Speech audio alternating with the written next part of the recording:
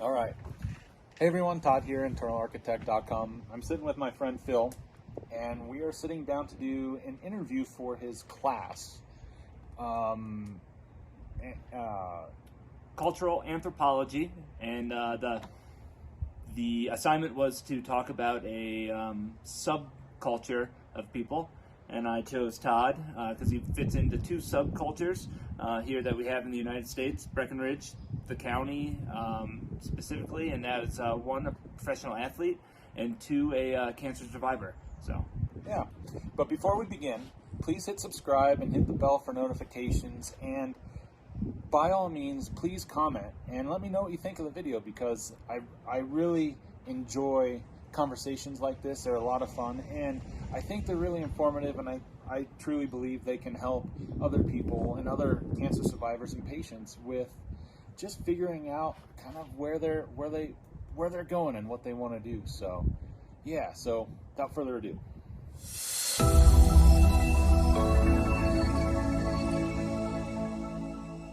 hey, good afternoon, guys. This is my cultural anthropology final. We're doing a little study on subcultures, and I've got a friend of mine here, Todd Franzen, who belongs to two important subcultures, I believe, in America.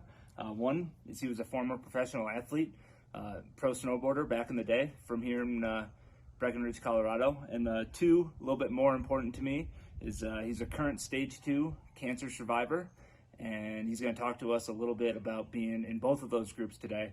I've got some few questions lined up, but mostly it's just going to be a little rap session, and we're going to learn a little bit about what it's like to be part of those two subcultures today. Todd, why don't you go ahead and give the camera your little story. Short and sweet. Sure. So I am a former professional snowboarder, pretty deep involved in the industry and still a little bit active in it, but not at the level I was at. The other little bit is I'm a cancer survivor and current patient also. I was recently, in the last year, re-diagnosed with stage 2 Hodgkin's lymphoma.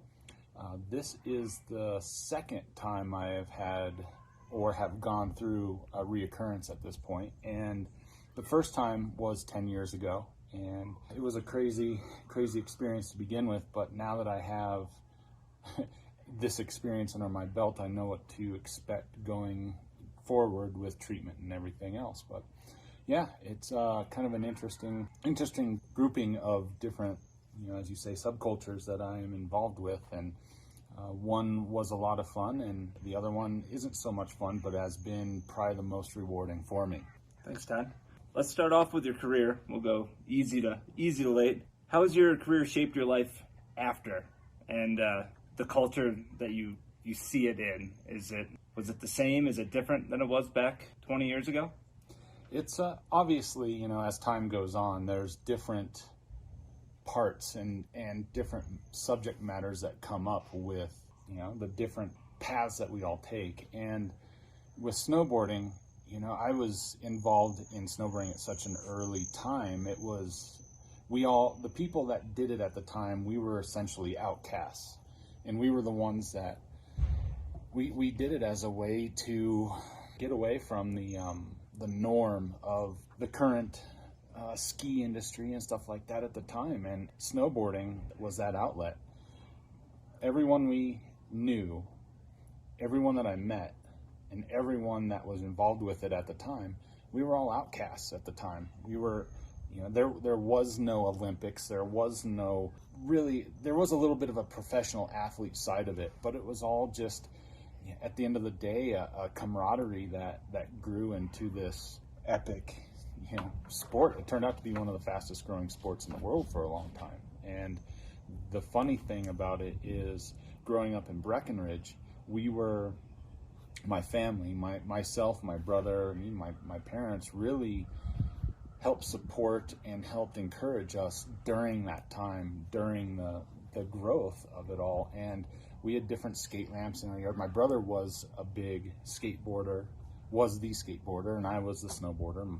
And my brother also got me involved with snowboarding to begin with. And because we had skate ramps in our yard, everyone that was in the area at the time would come over and skateboard. So that's how I got to meet a lot of my idols and people that I really looked up to, growing up. And now it's just a little bit of a different story. There's a lot of money involved with the Olympics being there, corporate sponsors. It's definitely matured to a point to it's a night and day difference as far as the two types of snowboarding then and now. That's what I was going to ask next. Is there's almost the culture of the old guard snowboarders, and then the new kids up now, that even though you are all snowboarders, your subsets and subcultures inside of that one specific is even tenfold different than it was 20 years ago. Oh yeah. And the other thing is, we never thought that snowboarding was ever going to grow to the level that it is now. And on top of it, we never even thought we'd even make it to this point to begin with. So there's kind of a double-edged sword there, because we were doing what we loved and nothing was going to stop us with that. But at the same time, we felt we were so wild and crazy that to still be alive at this point is really kind of an interesting fact in itself. Slide over to the cancer survivorship, but basically the same question. How has that cancer survivorship shaped your life and the culture now, being 10 years ago as a survivor and going back through the same thing today? Sure. Do you notice the differences within those groups? I would say the biggest difference that I've seen is watching the technology get better. And I mean that from the sense of a lot of different treatments that are now offered that weren't offered when I originally was diagnosed. I'm in the middle of a couple new treatments right now. One of them is an immunotherapy that is helping use my body's immune system to fight the lymphoma. And that's been really an interesting thing. The side effects are not anything like they used to be with chemotherapy. Chemotherapy is nasty stuff, man. At the same time, the chemotherapy that I did originally 10 years ago, I can say worked because I'm still here. You know what I mean? And that includes some of the extra other treatments. Like, I did my own stem cell transplant. Well, I didn't do it. I mean, it was the doctors and everything, but we used my own stem cells. It's called an allogenic stem cell transplant. And we did that 10 years ago, and that gave me 8.5 years of remission. That is crazy. And that's a relatively new treatment that goes on. Now, in today's age, they're, with lymphoma and even some other cancers, they're using a lot more immunotherapy style treatments, and even getting into some of these really new targeted therapies also that are kind of broken down per person's genomes and DNA. So it's pretty cool to see how the technology is slowly getting better as we learn more about biology and everything else too. So yeah, there's a big difference just in the last 10 years of what kind of was the norm back then and what is the norm now. So, do you ever think of these two as tied together anyhow, anyway? Do you ever see the double-edged sword on being a pro athlete? And not necessarily, only for the fact that cancer is kind of this separate type of experience that you go through, whereas snowboarding is more of like a strange cultural thing now, especially, that is out there, that a lot of youth even kind of get pulled towards because of the fun factor, I guess, and there's a lot of other reasons, but they're two very different, really, like you said, subcultures in people's lives. And not everyone is in my shoes, where I snowboarded at a level that was really really high level. I ended up going through the 98 Olympic trials, and I rode at that Olympic level, and then to go through everything now with cancer, it's just they're two totally different experiences. I mean, don't get me wrong, snowboarding was awesome. It allowed me to travel, allowed me to do a lot of really, really cool things. But at the same time, snowboarding didn't really teach me how to prepare for the bigger life challenges that could arise. But at the same time, I don't think anyone has ever really prepared for a life experience like cancer. And with that said, cancer has the stigma of mortality. And it's really a hard thing to really describe, because when you're diagnosed, it really throws a wrench into your plans and dreams and desires and everything else, and then it really focuses everything back on you, and you got to really kind of work through a lot of the challenges that come along with going through cancer. So yeah, there's no real relation to the two. They're very separate. Have they had equal impacts on your life? Oh, absolutely. Separate, but equal. Separate, but I wouldn't even say I mean, cancer's probably been an even bigger impact on my life because of that pure fact of you really have to deal with your own mortality. You really have to work through a lot of your demons and a lot of the difficulties that come along with dealing with your own mortality. And on top of it, you have to really work with the mental challenges that come along too, and try to stay in a really growth mindset in order to really beat this disease. And it's been a bigger challenge going through cancer than it was with snowboarding. For me, snowboarding was just a thing I was good at. I just happened to be in the right place at the right time for it all, whereas cancer doesn't really care. You work with both groups. Snowboarders, I've heard you tell stories of athletes calling you up and just wanting the old man's opinion, if you will. And then you have Strap-In for Life, a non-for-profit organization for cancer survivors. What do you feel has been the most rewarding personally, being able to take a phone call and helping a tween through a hard time, or taking those phone calls that might not be so easy to take? They both have their challenges.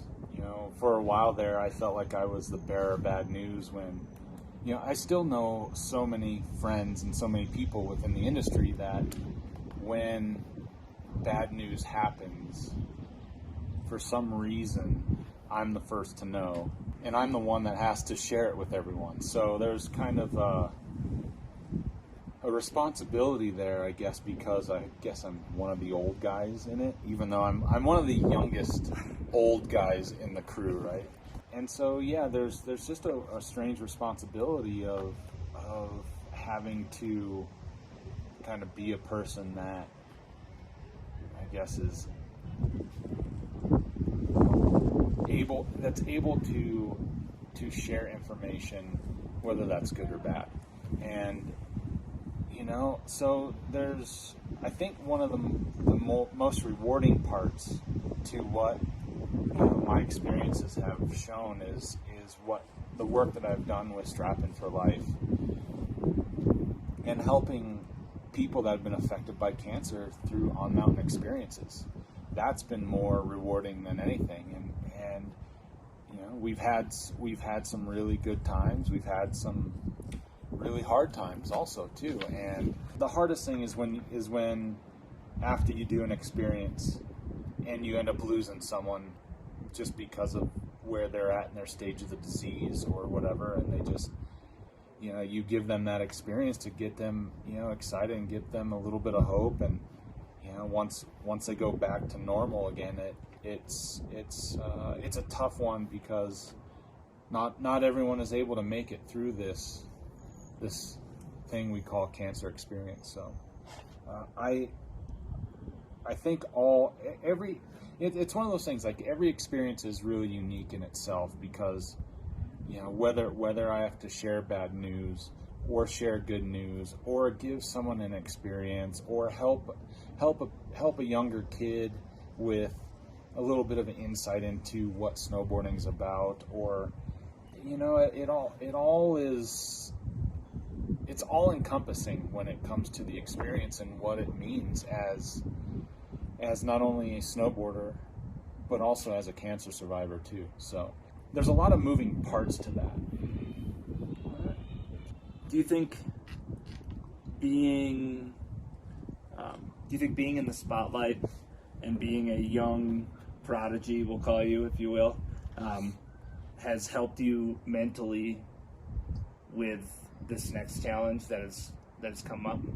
Has one subset of skills that you got from your subculture helped you into this other subset of skills that you've had? Has done work with media and marketing and stuff like that in a professional light. Yeah, I think it has helped, you know, and I've been working on other projects that involve film, just to really help spread awareness, especially for the cancer side of it. I don't do a lot of work in snowboarding aside from Strappin' for Life, but I really do enjoy working in video because it's just there's a lot of it's a fun element for me. It's a fun escape and it's a fun creative media for me to work on. And yeah, you know, I think all that time working in front of the camera when I was snowboarding, competing at, you know, the Olympic level, really made a big difference into my approach of how I really focus on cancer and the things that are important to me, not only within cancer but outside of cancer also, and the other projects, the other sports that I'm involved with. And, you know, I'm a pretty competitive person to begin with, and a lot of that has to do with everything that I've done in snowboarding, and it's more of a competition for myself, with myself, trying to better myself, especially as a cancer patient working on going through all of this treatment again, and especially as I'm about to go into having another stem cell transplant, but this time by a donor, and the risks that come along with that. It's really important for me to be as fit and as strong as I can. And also, as we are doing this interview in the coronavirus period of time, you know, just to be as healthy as I can and to avoid as much exposure as I possibly can to it all too. So it's a little bit lonely, but it's also necessary at this point too. So you said something about, you know, at the very end, it's a little bit lonely. You've written a book. You have dozens of webinars on YouTube and on your website. What are you going to talk about those a little bit and how that has affected you and other people that you've met through your video and your book? In 2014, 2015, I ended up, I was feeling just so overwhelmed with all this knowledge and stuff that was in my head, and I felt like I needed to have an outlet for it. And my oldest daughter graduated from high school, and her senior class trip, we went to Mexico. And during that trip, I ended up getting a number of I got a handful of 4 or 5 ebooks on how to self-publish, and I ended up reading every single one of those in about a 5-day span. Like, that's all I did down on the beach. It was absolutely magical. It was great, and I learned how to self-publish and learned how everything works through the Amazon self-publishing process. And I wrote the bulk of my book in about a month and a half, and I just sat down and I got all those things out of my head, everything, and how I kind of approached my survivorship and how I wanted to really maybe even help other people through this process, because one, it worked for me. Two, it's helped a number of other people also. And three, it was that way of like focusing my attention somewhere that actually created what turned out to be a lot of purpose and meaning for my life. And that's where it all has really, everything else that has happened has really transpired from. Your video blogs has connected you to people worldwide. Do you see in that subculture a positivity side where people are listening and watching what you've had to say and what you've experienced, and has that helped them? And have you become friends with anyone just through your blogs and talking?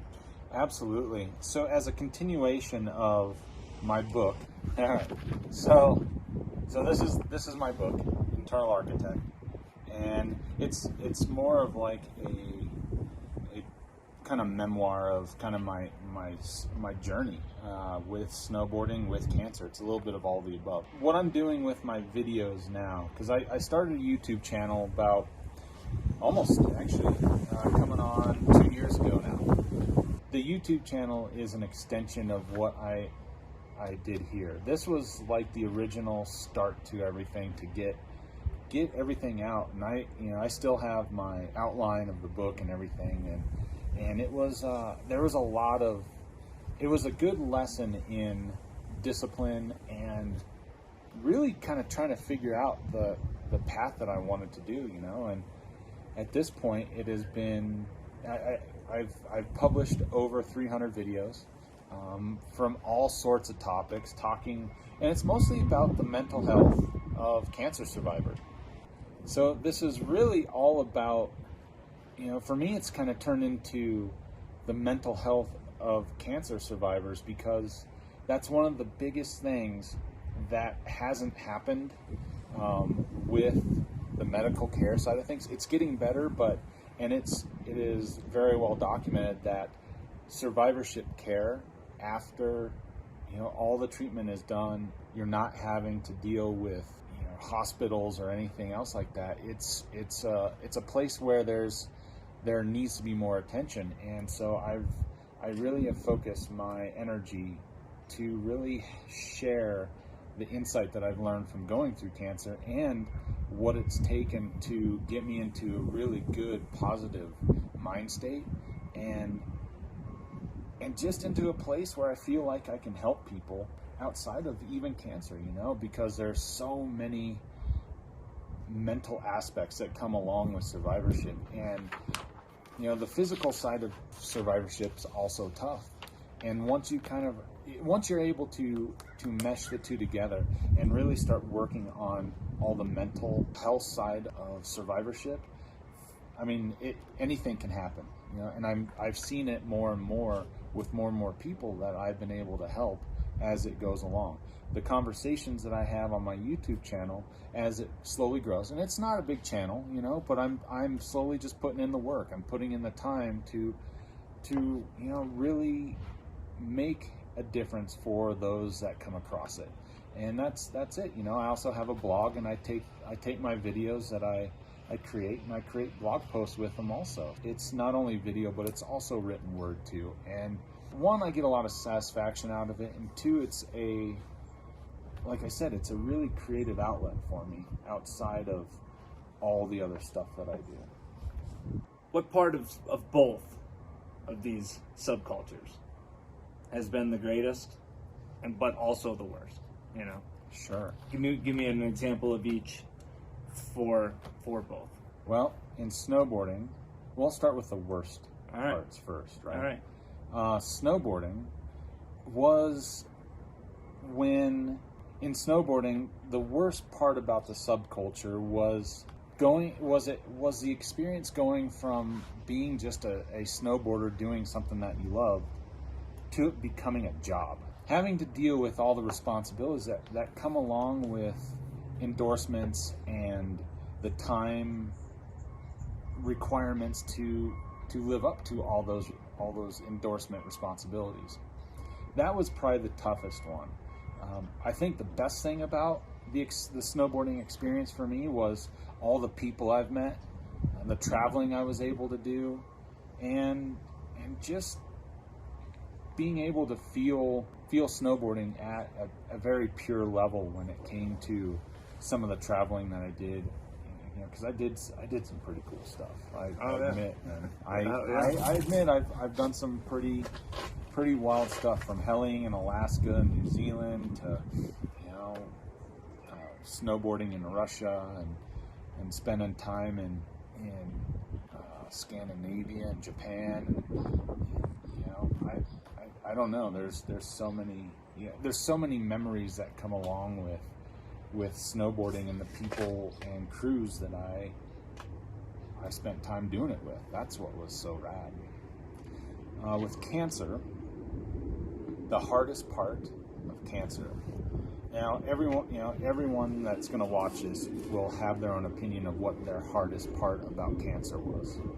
For me, it comes down to two things. One is the feeling of guilt that comes along with cancer.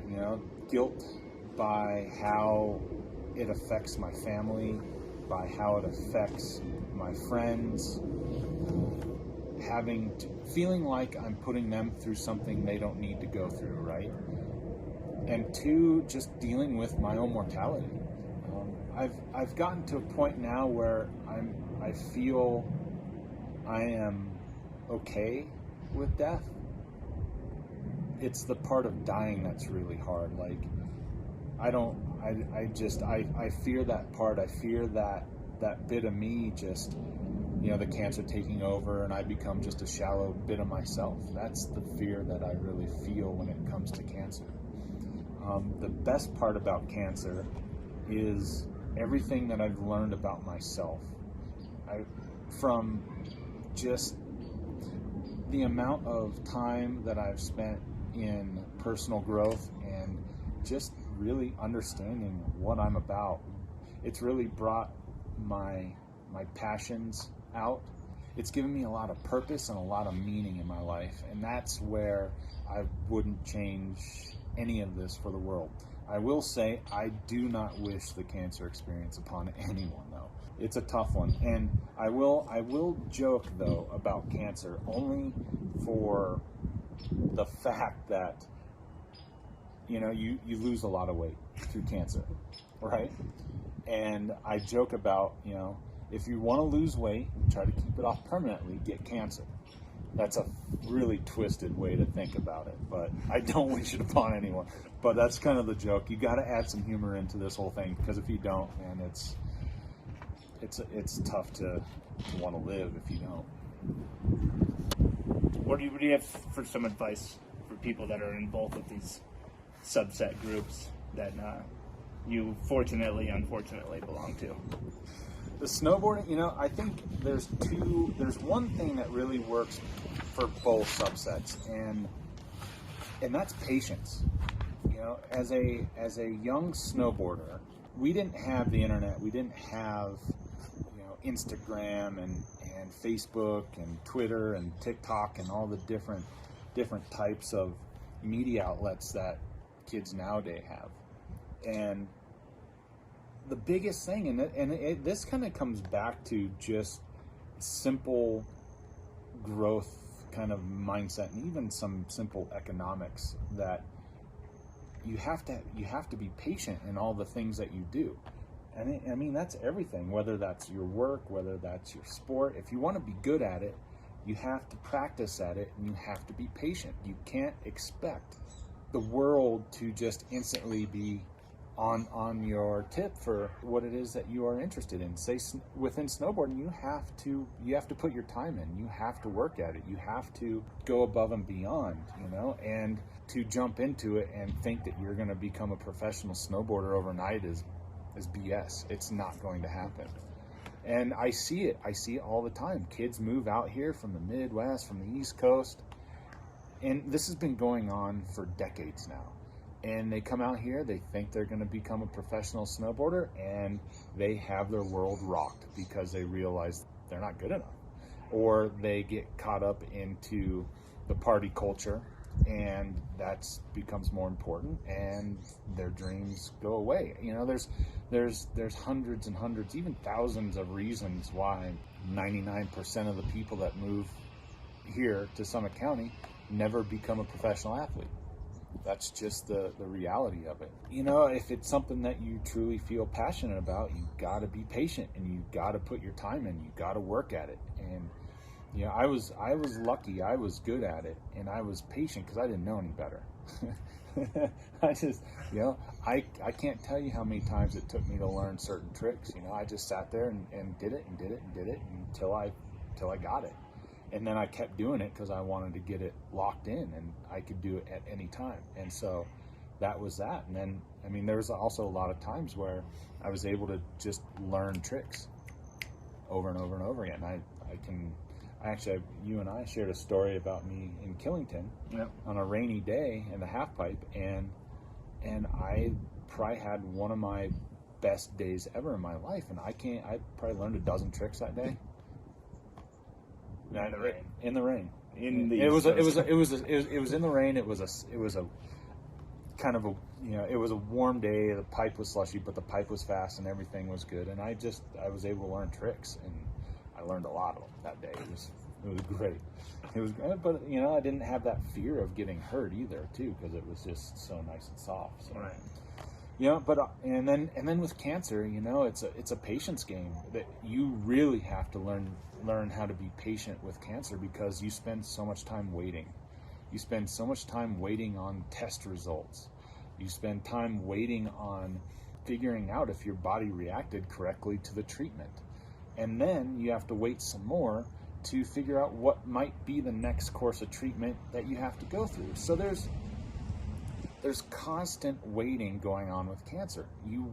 Everyone thinks that, you know, you get treatment, you get better, and you go on with life. It's just not the case. You know, at this point, since I was diagnosed a little over a year ago, I've been through 23 rounds of radiation, 4 rounds of immunotherapy, 2 rounds of chemotherapy, and I've been through, I've lost count of how many blood draws and blood tests I've been through. I've had a couple surgeries at this point, and you just gotta be patient. You gotta let your body rest and recover after each time. But at the same time, you have to keep your body moving. You know, you gotta keep everything moving. You know, and that's it. You know, between patience and I would say that's the second thing for cancer patients and survivors is keep your body moving. You know, we've got the subcultures of you being in the pro athlete and then a cancer survivorship. I got possibly a hard question for you here. I'm going to call that a super group, where you are these two groups together.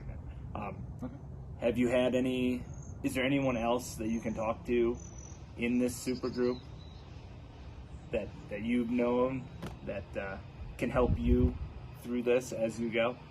I've known a number of other riders that have gone through cancer, but not to the extent that I have. But yes, there are a small handful of people that I do talk to, as they are even still in the middle of their battle too, and we do talk. Not a lot though, you know, because I'm a little, I'll be honest with you, I'm a little selfish, but I'm a little bit of a hermit. I don't spend a lot of time on social media these days. I don't necessarily reach out all the time because my focus right now is on me. So it's not that I don't care about the other people that are going through it, because we do talk. I think my mindset is in a survival mode right now, and it's important to really focus on that aspect of it. But there's not a lot of people that have been through the extent that I have, and none that I can think of that are in both subgroups. Just a little bit is last kind of question, and then we're just going to chat for a minute. Is what websites do you use for your information on your topics, your research, your information? Talk about your strap in for life for a minute. You know, this is kind of a rambling. Just Sure. Let me know where you get some of this research that, you know, this is very medically. Yeah. There's a number of websites between the Leukemia Lymphoma Society website, which is a great resource for getting a lot of this information sorted out as far as where some of the basics of what, like for me, I have a very classic type of Hodgkin's lymphoma, so that is what I really focus on. Since I'm about to go through an allogeneic stem cell transplant, one website that I really pay attention to is bmtinfo.net, and that is blood marrow transplant information, and they have all sorts of stuff. So it's been a very, very reliable place to get information there. I actually spend a little bit of time reading more white papers. Go figure, right? And because white papers are a little bit more the scientifically sound spots for information that has been produced and created by healthcare professionals in the industry. And so like PubMed is a place where I go for that. There's a great alternative cancer care website called The Truth About Cancer. They have all sorts of different types of information that they have really gathered throughout the entire world. Different places where you could go, not only through like the Philippines and Thailand, but through China, Japan, Europe, because they have different ways and different approaches than the U.S. type of medicine that goes on. So I have like on my computer at home, I have a separate folder of links, so many links. I have 40 or 50 different links that I will go look up information for, and stuff keeps popping up too. New stuff keeps popping up, which is really cool. So I try to stay up on a lot of stuff. I think a lot of it just when I look at both of the subsets that you wanted to talk about today, both have been very influential in my life in a lot of ways, and to be able to talk about them in one interview is kind of fun because there's passion on both sides, right? Yeah. And that's one thing I've been really, really fortunate about is I've had some sort of a passion side of things, whether that's within sport or finding that purpose and that meaning in life now, because a lot of people don't find that. Even people that don't have or have gone through cancer, they struggle with trying to figure out how to deal with what this disease is, and then next thing you know, it's like what's going on, like they just kind of flow aimlessly through the rest of their life, and sometimes that leads into other bad decisions and things that happen in their world, and by finding some sort of passion, some sort of purpose, really helps you focus on things and what is really important in your life at a time, And I know this is really simple, I say it simply, right? But it really does make a difference having some purpose, having some meaning in your life. Right. It makes life worth living, really, at the end of the day. And that's really the biggest thing of really enjoying everything that I've done. I've been able to experience that, and I keep working on that because it's such a positive thing for myself, and I try to display that and showcase that when I talk with friends and when I talk with people. Oh, yeah, definitely. I feel lucky. I've known you 5-ish years. Yeah.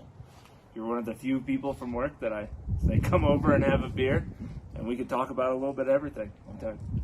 Check out pictures of you when you were 14 with a crazy mohawk, and look at CT scans of how that shit is shrinking. So, I'm a lucky guy to be able to share this journey with you anyways. So I certainly appreciate your friendship and for you coming over and doing the video for homework.